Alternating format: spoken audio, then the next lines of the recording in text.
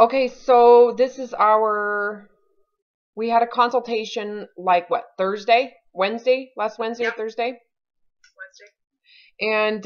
And you were given the assignment, right, to eat without shame and guilt, no judgment, um, eating to hunger. You are to not starve yourself. And I want to make sure, so prior to this, you were like food Nazi, right? Yeah, Like you scared the crap out of your kids. You know, if you eat sugar, you're going to get cancer type of yeah, mongering, real fear driven. yeah, And so you've been living with all of this, what I call food religion, right? The menu is always filtered. There's always criticism. There's always critique. And would you say that you struggle with food obsession? You're obsessed, right? It's like yes, 24/7. And all of it isn't necessarily about health. It's about weight, right? yes, Well, it's about health too, right? Otherwise, you yeah, wouldn't be telling your kids they're going to die if they eat a certain food. yeah, Um, were you binging before? yes, Okay. Obviously, when you felt like you ate something that wasn't healthy or wasn't on the plan or was too much, you felt like the day was ruined. There was a complete failure, no hopes for redemption. You might as well, and then you'll redeem yourself. Okay. yeah, Typical binge diet purge yes, behavior. Have you done the HCG protocol? yes, twice. Twice. Okay. That's right. Oh, that's right. Yeah. Second time you actually followed my YouTubes, you read the book, Yeah, and still you went into reality with that deprivation state of mind. Cannot have those foods. Those are bad. Got to make sure that in order to maintain my losses, I have to completely eliminate bad food, right? And it ended yeah, up becoming an issue, right? yeah. Okay. So I'm curious how this has been for you. We talked about, what did you eat? That first meal, what did we say? Yeah, I was contemplating on having a peanut butter and jam sandwich, Oh, that's right. That's or right. And I told you you sushi. need to go buy the items because you were first saying, I'll just stay home and have a salad, right? Yeah, And use my appropriate foods to do this, which is not really what I asked you to do. So, anyways, tell me how it went. it went well. Um, so I went out and I got some bread, whatever looked good to me. And what was that? It was rye bread. Yummy. It was good, toasted. So I toasted it, slathered peanut butter on it, and blackberry jam. And did you buy the sugar-free jam? Did you buy the jam No, that? I did not buy the sugar-free jam. Okay, tell me It how was that. And you sorry. waited till you were hungry, right? Yep. I waited till I was hungry. I think I might push it a little bit too far though. However, I waited till I was hungry. I cut it in half. I sat down. A little bit of anxiety. I felt some anxiety. Because you were afraid you were going to gain weight. I was afraid I was going to gain 5 pounds that day. Remember, I told you But to accept it, though. yeah, Prior to, yeah, we I said you're going did. to have to So go I was into having that. this conversation in my head with myself. Good. Like, no, you can't do it. Yes, I can. So anyway, so I took the first bite. It was delicious. I ate half of it. Where did you feel in your mouth the flavor? Do you remember? Like, where was the palate? I told you when you put it in your mouth, I want you to sit there and tell me where you taste it. Do you I remember? tasted it more in the back of my mouth. Yeah, like right before you The swallow, sweetness right? of the jam, yes. The sweetness of the jam and the saltiness of the peanut butter, the bread, The crunchy bread. The crunch is the kind of in the crunchy front. toast bread. It was delicious. And I ate it slowly and really enjoyed it. And I was surprised that I didn't eat the whole thing. You mean that you didn't have the impulse to go crazy? Yeah, Yeah, well, yeah, you did control yourself, which you weren't supposed to do that. You were to eat the whole thing in front of you. Do you remember me saying you're to put more in front of you than you can handle? So you are forced to listen to the body because your body may have said eat another 1 or 2 bites, but you just said I'll eat a half. But still, I will take it. yeah. Awesome job. Thank you. Yeah, Um, it was. It is surprising when you allow yourself the lenience to eat like that and to explore the palatability of food and that narcotic response. You should have felt satisfied. I was. And the fact that you didn't ruin anything should have felt freeing. Like, holy crap, nothing's been ruined. Yeah, I felt almost like lighter, you know. Yeah, like levitating a little bit, Yeah, like easier. Like there's just this, there's a level of like relief. Yes. The pressure is gone. That's what I So now it's been since Wednesday, so it's Monday. So tell me, did you continue? Because this was supposed to happen every single time you're hungry. Yes. What else have you explored? Have you done sushi? I didn't have sushi. I'm having that for lunch today. Awesome. But I had pizza. How'd that go? That was good. I made it at home. Okay, so we're taking baby steps. You're going, okay, good. I'm taking baby steps. I made the dough with all-purpose flour. Oh my God, I'm so proud of you. That's like. And I gave some to my children. Yes, oh my God. So overall, in general, let's just wrap it up. It's been Wednesday, Thursday, Friday, Saturday, Sunday, and today. So it's been 5 full days of eating to hunger and eating anything that sounds good to you. And overall, what would you say your observations have been compared to the way you were eating before? Physically, how do you feel? It depends, because there are certain times where I don't feel good, meaning I feel that when I look at myself in the mirror. Okay, that does not count. Hold on. I need you to put that on hold. Okay. That is not a truth. That's your perceptions. So take your perceptions out of it. Remember, you accepted the risk of gaining weight. That was, you negotiated it. It would be worth it for you to get this experience, right? Yeah. So get over it. That is the hardest part, I think, for someone who honestly worships the ideal physique. You worship it. It is your God. Yeah. It's like saying, you're telling me to change gods. You're telling me to leave my religion, but yet your religion is what makes you so miserable. You hate it. You loathe it, right? You negotiated and told me it was good to go. So move on from that. How do you feel? Let's talk about how you feel emotionally. How I feel surprisingly enough, I'm okay with eating carbs that I've taken away from my life for years. Yeah, like it doesn't really cause like all this detriment. Like you haven't died yet. No. I know, like you're not dead. You don't have, your liver's functioning. It actually works. Oh my God, your liver and your pancreas, they work. Isn't that amazing? And I feel happier. Okay, I hear that all the time. I feel happier, which is really weird. I'm not as miserable as I usually am. No, you should almost feel like you're on an antidepressant. Yeah. Like if I had given you a pill and said, hey, this is an antidepressant. This is going to help you feel calmer. It's an anti-anxiety drug. It's like, would you say that it worked? Oh, yeah. Amazing, right? But we didn't take anything. All we've done is given your body the freedom to guide your decisions, guide when you eat, how much you eat, and what you're eating as well. Even though what you're eating directly conflicts with your religion, you're still going for it. And notice how much better your brain is functioning. Yeah. You should feel less anxiety, less pressure. Like you should feel like you're breathing deeper. You should feel just a sense of calm and safety, which is really bizarre, right? Because we're in danger, right? Yeah. Based on your religion, you're living in danger zone, but yet you feel when you actually take away the fear, or you go into the fear and you allow your reality. What is the reality of this right now? Would you say you feel better eating bad food? Yes.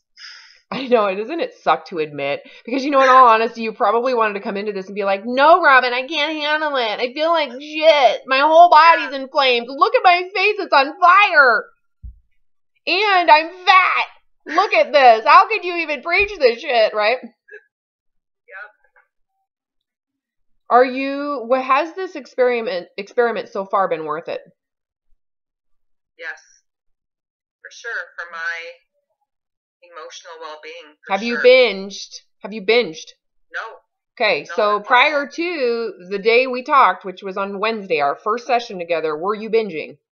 Yep. So since then, you have been giving yourself freedom to eat anything, no shame, no guilt, to the boundaries of hunger. And what are your impulses to binge? I don't have any. Because I know. Okay, tell me how that feels. It's I'm very surprised with myself, and it's very. Well, would you say you're surprised because your beliefs before would have said you're addicted?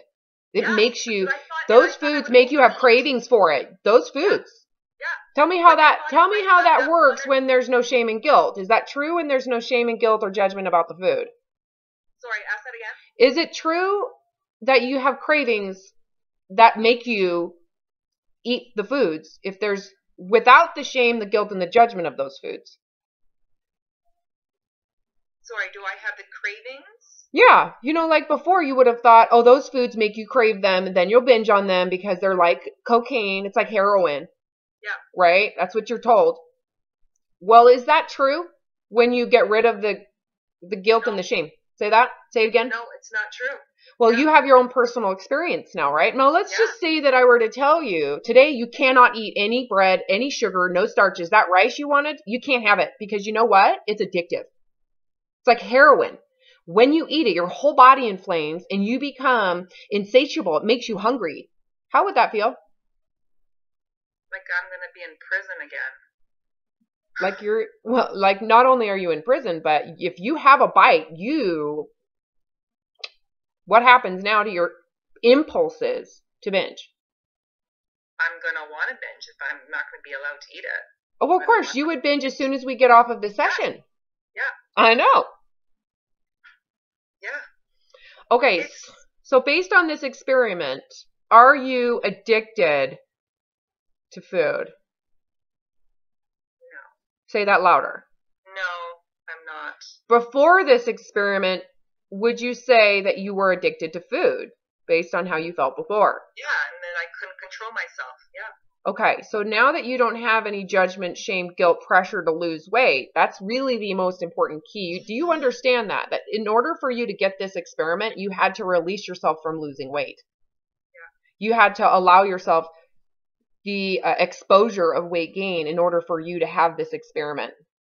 Yeah. Until you made that, you would never have gotten this experiment.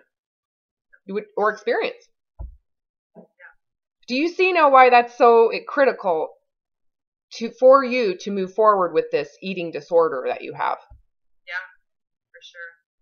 Okay, so when you look in the mirror and you feel like you're getting fat, now get into that. Let's talk about it. Yeah. Yeah, You said you looked in the mirror and you felt what? I just felt like, oh, I'm going to explode and get fat. And then I'm having this other conversation with myself saying, no, that's just in your mind. It's not happening. No, it's going to happen. That's what you need to tell yourself. That's the risk. That's what your mind, right? That's what that ego mind is saying. And you got to be able to say, and it's worth it to me. I'd rather be fat than mentally sick. Does that make sense? It does make sense. Because then there is like, if it allows you this grace to do these risky, right? Risk is relative to your religion. This risky eating. If you weren't willing to have the risks, you wouldn't give yourself the lenience to say, I'm going to eat this bread. I'm going to have this sugary jam. I'm going to eat this peanutty peanut butter. And I'm going to enjoy it. I'm going to let it sit in my mouth. I'm going to taste it. All of that, you can't, that's all risky, right? Because it's the food that makes you fat. It's the food.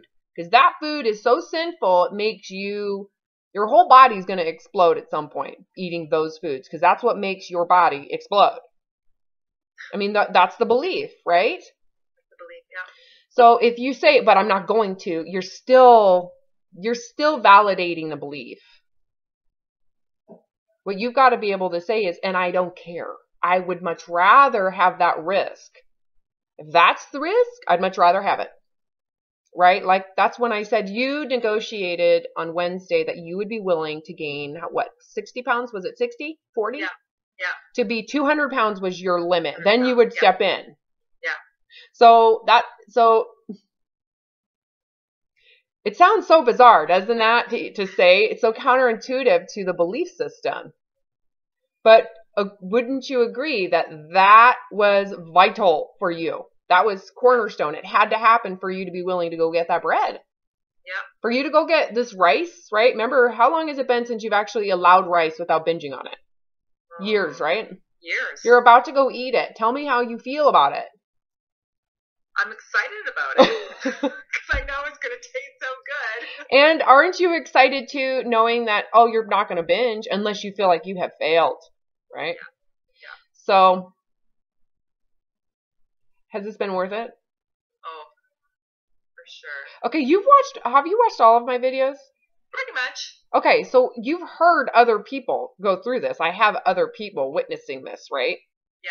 People who are 400 pounds with sugar addiction, been to eating disorder clinics, been to Overeaters Anonymous, been to addiction stuff, all sorts of crap, right? And you hear it and you're like, oh yeah, but that wouldn't work for me. That wouldn't work for my body. I would just blow up like crazy, and I can't accept that, right? Yeah. Okay, so you did it. And I haven't blown up. Well, you didn't binge. It didn't make you right. binge. That's the key. That is like crazy important. Because it's a sign that it's your competence, it's your ability, it's your body's trustworthy. It's not a diet is trustworthy. A rehab center is trustworthy. A therapist is trustworthy. This has nothing to do with anybody but you and your relationship with your body. That's I think the other main important part of this is that it is not mine, it is yours. This is your personal, your decisions. This is your ability to listen to hunger. This is your humility that it takes to be able to eat these foods, even though there might be a little panic in the moment, and to not respond to it. That's you. I can't be in your head saying, relax, this panic is not real, even though it feels real. Yeah. Just accept it. You're going to just accept it and visualize it and be okay with it and move forward. You're the one who's doing all of that. Yeah. So whose is this success? Really, it's your body's. Yeah. And it's yours because you're humble enough to let the body guide you. So not only is this exciting because you get to experience the pleasure of sushi, right? Let's think about all the bad about that sushi. The soy sauce is bad. The rice is bad. I mean, there's so much bad. Yeah. There's so much sin in sushi, right? Yeah. It's ridiculous that people actually feel that way. But anyways, you're developing the competence to be able to have that rice and to enjoy it, to allow that pleasure, and to shut the door when hunger goes away, and to not feel deprived, and to not feel punished, and to not feel bad, to feel like you ruined something. I mean, there's so much, when you said, I just feel so much happier, there's something about it. Have you not connected the stress in the brain caused from the anxiety that you have failed? I came to that just today talking to my husband about it. Yeah. Oh my God. Okay, that's a whole nother conversation. So you're talking to your husband about it. How'd that go? I did, and you were right. He did have an inclination. Let me just clarify for people watching this video. We had come to the idea that maybe she should tell her husband she has an eating disorder or this obsession. And she was so kind of like, you were kind of afraid, right? I was. And I was like, oh, honey, he probably already knows. it's kind of hard to hide you're crazy when it comes to food and obsession with food and the fact that you might be hiding food or, it's kind of hard. And we were right. I was right. He Yeah. totally was like, I'm glad you know now. Yeah. So he's very supportive. Oh, awesome. Well, that's a great sign that he freaking loves you, first of all. And he probably doesn't care if you gain 200 pounds because he really likes you. That's right. That's right. That's exactly what he said. Yeah, he'd rather you just be happy. Yeah. So it felt good being able to tell him, because I think that was a big part of my life that he didn't know about. And I was so ashamed of it. So it was therapeutic for me. Of course. To tell him. Well, and to remember too, when I said to you, when you can tell someone, that's a sign that you're ready to admit. And in order to admit it, you have to be ready to change. So for myself, I knew I had problems, but my need for the behavior was so intense that no matter what anybody said, no matter how detrimental you could prove to me that it was, I'm not going to listen because I need it. Right? So I may know I have a problem, but I'm not going to admit it until I'm ready to be done with it. And oh my God, to get to that point, think of all the hoarding. It's like the binging. It's like going to, oh my goodness, think about how much worse it's got to get to where you're like, all right, this is now out of my control. Like, whoa, this has taken over. I cannot control it any further, right? Help, yeah. Well, for me, and it may be for you and any people listening, for me, it had to be something I couldn't control anymore to where I was vulnerable to my lack of ability to control it. So for me, it was binging. I could handle binging 2, 4, 6 times a day. To me, I can control it with purging and exercise. But as anybody knows who's been addicted to any substance or behavior, you think you are in control when in reality, life around you is in control. Like you're vulnerable to someone looking like getting angry at you. You're vulnerable to all sorts of issues that you've got to be able to manage. And for me, it took me binging 8 times a day on average. 8 times a day I was binging. Up to 12. I counted 12 times. One day I was like, I'm just going to count because this is getting to where this is like, whoa. 12 times. So 8 to 12, it would be between those two on average. And then the purging, and then the exercise, and then the perfectionism, right? So for me, it took something that intense to go, I can't do this anymore. Like, I don't know how to get out now. I have to binge and I have to purge and I have to exercise just to maintain, just to be like, okay. Does that make sense? So you get to a point. So up until that point, you could have put me in a clinic. I could have gone to any center. I would have just told them what they wanted to hear because I knew I wasn't ready to let it go. I knew it wasn't, I felt like, until it's out of control and you're willing to admit that, you're not going to admit it. Why would you even say something to your husband until you get to the point where you're ready to change? Right? And even then there's pressure because once you tell him you're going to change, now you got to change. That creates a whole nother conflict in your own mind because you don't want to feel vulnerable to them judging you or the struggle. It's like this weird perfectionism and I have to be perceived as perfect. So if I admit I'm struggling, then I have to immediately change. That causes a whole nother game in the process. So when you're really done, it is so, oh my God, you are at the bottom. Like you have no pride at the bottom. And so my point being, the fact that you were willing to even tell your husband, you weren't even aware that he knew. The fact that you're willing to tell him to expose that you struggle with body image obsession, which is really what creates the food obsession. And you probably told him you paid to work with me. I'm going to spend money on this, right? is a sign that you're done pretending, and the level of desperation that you have in this crazy game of I have to be thin and beautiful to be valuable. You're getting to where you're willing to give it up now. That's hard. Very hard. I know, but you know what? No one else cares about your body weight. No one. Except for the diet industry, because they make a ton of money.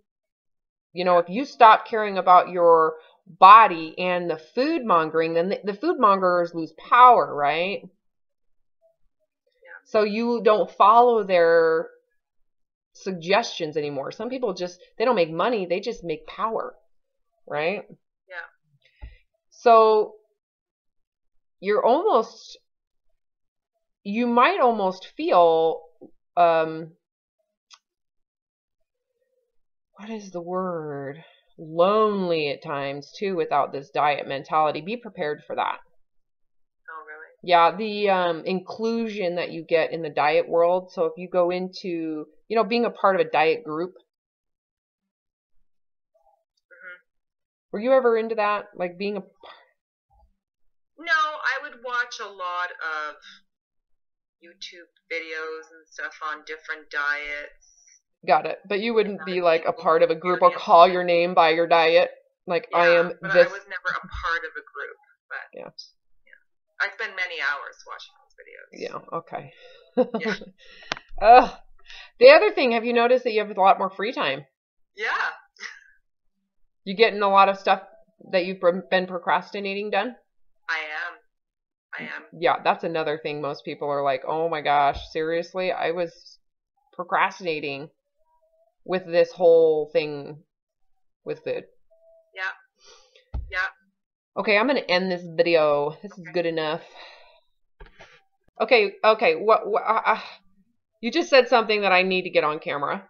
So I'm recording again. Okay, repeat what you just said. I said I am surprised with eating the way I'm eating right now, adding things that I haven't eaten in almost, a decade. And I just feel like I've wasted 25 years of my life. I've been obsessing with not eating certain foods because they're horrible, they're bad for you. And it's just such a waste of time in my life and my sanity. Was this hard? Once you made the decision, you were okay gaining weight. That's the hardest decision. But once you put that behind you and you're doing this experimentation, is this hard? No, it's simple. It's not that complicated, is it? Sorry? It's not that complicated. No, not at all. It's simple. Just eat what you want, and when you're done, you're done. You put it away or... Yeah, but that's impossible, though. You understand now. Impossible if you have to lose weight. Yes. Okay, you see the connection now. Yeah. That the pressure is gone. If there's pressure to lose weight, that twice baked potato, you said you went to dinner with your husband. Yeah. You ordered there was bread and butter served first. You had a little bit, and then you had a twice baked potato with some steak. Yeah. And that twice baked potato was, what did you say? It was amazing. It was so amazing. Okay, would you say it was a narcotic? Yeah. Of course. Yes, of course. That pleasure center, would you say, was it on fire? Yes. Okay.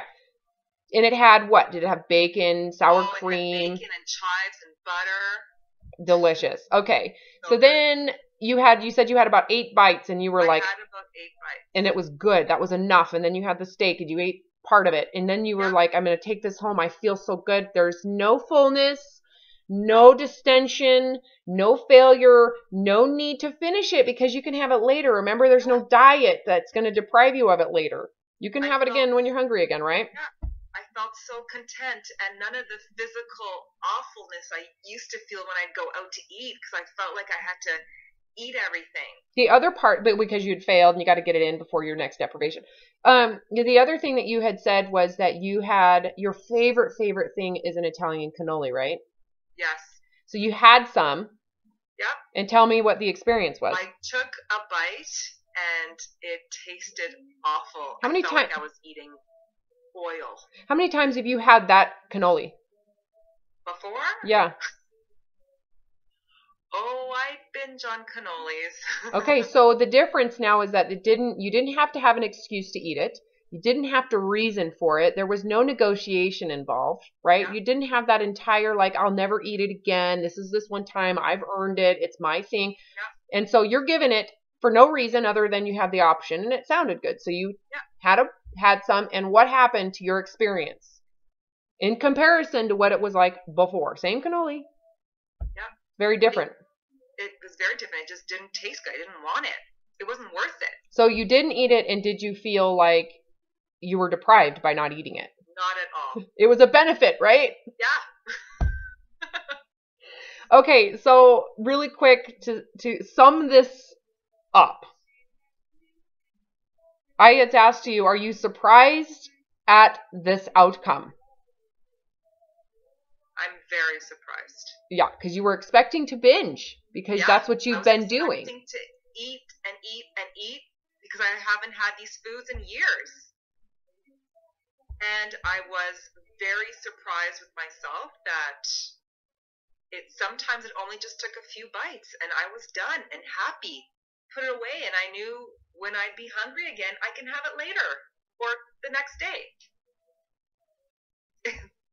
Okay, and to finish, I just want to repeat this. You had said, I have wasted over 25 years dedicating my life to obsessing over bad food, good food, micromanaging it, completely organizing it, dedicating every day to making sure that it was controlled, fixing damages from binges, obsessing over your looks, obsessing over your weight, obsessing over your health, to the point where you had fear-mongered your own children.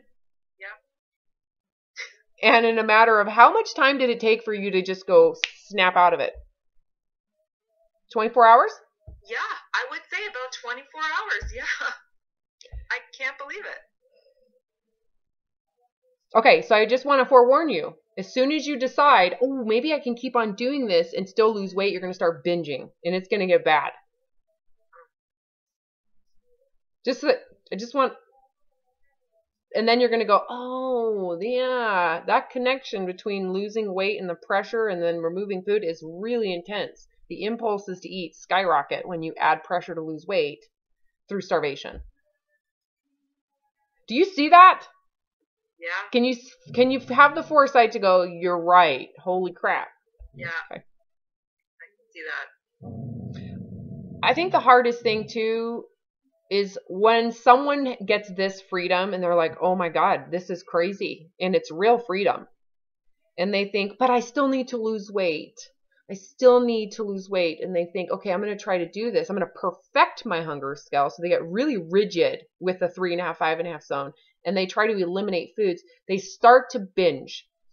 And then they have to fix the consequences of that binge. So then the pressure it gets really intense, and the more you're binging, the more pressure you have, and you cannot, like, could you imagine if you were binging and you'd gain 20 pounds? What would this be easier if you were gaining 20 pounds from the last month of binging?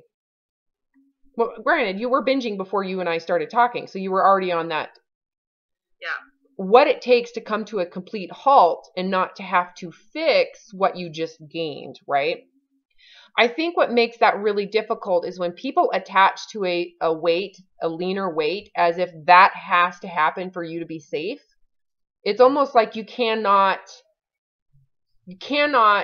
not diet until you hit that weight. And so it makes this experience impossible. They won't refuse to do it again until they get to that weight, but they don't see that that is why they are binging and gaining.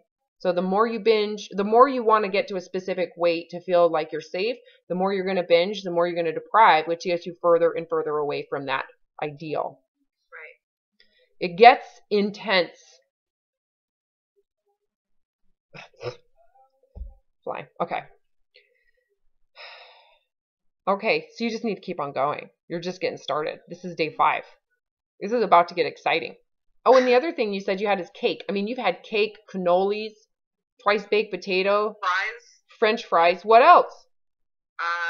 Crepe with a bit of Nutella in it. Nutella. Oh my God. Seriously, that is so bad for you. I can't believe it.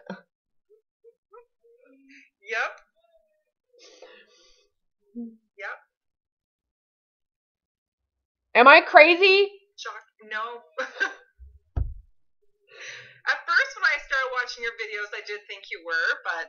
Well, I know, right? Because I'm saying completely opposite what the diet cult has indoctrinated you to believe. I mean, they make so much power and money off of telling you that food is who's to blame. It's not. You know what's to blame is your brain. Because as soon as you go into a state of deprivation, your brain is wired to have impulses to overeat, so you better blame your brain. That's the truth.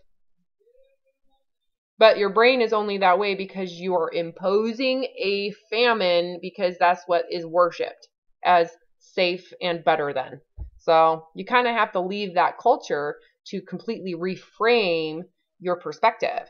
And that's really what you're getting the opportunity to do, is you're getting an alternative experience to then reframe your own beliefs around.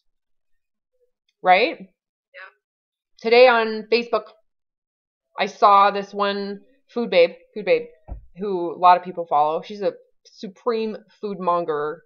I don't know so much if she's a diet food mongerer though. Hers is really the GMO pesticide, which I think is awesome. So there's some good stuff to that. However, she's a mongerer. She uses only fear. So she posted today, which I think is, I'm so going to use it as an example in my book. She overate wedding cake. So her solution was a beet liver cleanse to fix it. And so she posted, I eat too much cake, so I'm going to do this beet liver cleanse. That's called beet liver bulimia. Beet liver cleanse bulimia. Yeah. She doesn't even see it. And it shows that she doesn't trust that her liver can handle that. Right? You see where it's like, how are people worshiping this? But they just don't see that there is some real detriment in it. Yeah. Anyways, okay, I'm done.